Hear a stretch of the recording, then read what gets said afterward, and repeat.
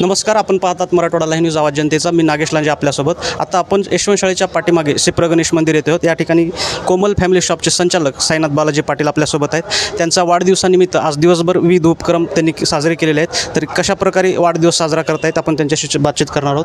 काय सांगाल पाटील, आपला हे वाढदिवस आहे आणि आज दिवसभरामध्ये तुम्ही आज सकाळपासून एक महाराजांच्या पुतळ्यांना हार वगैरे घातल्यापासून सगळी दिनचर्या वेगळी आहे, कारण जे की इतर वाढदिवस जे काही वेगळ्या पद्धतीने होतात, तर तुमचा हा सामाजिक उपक्रम काय सांगाल त्याबद्दल? सामाजिक उपक्रमामध्ये कसं आहे, आजकाल बड्डे म्हणलं की केक आला, काहीतरी वेगवेगळे हे आले, त्याच्यामुळं काहीतरी एक समाजासाठी काहीतरी करायचं म्हणून आपण वेगळेपणा केला, काहीतरी सामाजिक उपक्रम लावले आपण. आज दिवसभरामध्ये कुठे कुठे गेलात, काय भेट दिलं, काय सांगाल आपण?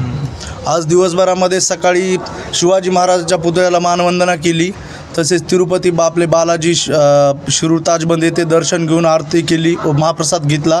पुन्हा वृद्धाश्रमला भेट देऊन तिथे फळ वाटप केले. सिव्हिल हॉस्पिटल आपल्या येथील अहमदपूर तालुका इथं फळ वाटप केलं. गोरगरीब लोकांना किंवा जे गरजू लोक आहेत म्हणजे आजारी त्यांना फळ वाटप केलं. पुन्हा मतिमंद विद्यालयाला भेट देऊन तिथं फॅन दिले आणि लेकरांना तिथं चॉकलेट दिले. पुन्हा खाली आपलं क्षिप्र गणेश अहमदपूर इथं पाणीपोळी दिली आणि देवाचा आशीर्वाद घेतला.